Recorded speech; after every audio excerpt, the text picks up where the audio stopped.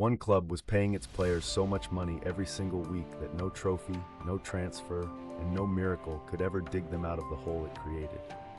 That is not a warning. That is a documented history. And it has happened to more clubs than you think. Start with Leeds United. In the early 2000s, Chairman Peter Ridsdale built a squad on borrowed money, chasing Champions League glory. The wage bill ballooned to roughly £60 million per year, at a time when the club's revenue could not come close to sustaining it. When they missed out on Champions League qualification in 2002, the entire financial model collapsed. By 2004, Leeds were relegated. By 2007, they were in the third tier of English football. But here is where it gets stranger. Portsmouth won the FA Cup in 2008, champions. And yet just 2 years later, in 2010, they became the first Premier League club ever to enter administration.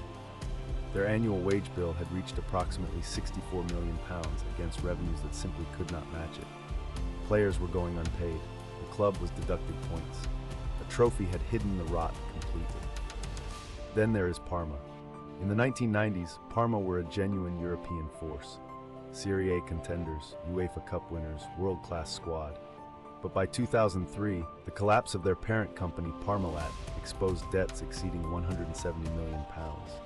Wages that had seemed sustainable during boom years became catastrophic overnight. Parma eventually went bankrupt and were refounded from the bottom of Italian football in 2015. The mechanism is always the same. A club signs players on long contracts with high fixed wages during a period of optimism. Revenue, which depends on league position, TV deals, and matchday income, turns out to be variable. Wages are not.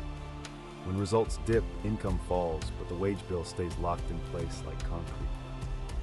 Glasgow Rangers entered administration in 2012 carrying debts reported at over £130 million, with wage commitments that had outrun the club's income for years.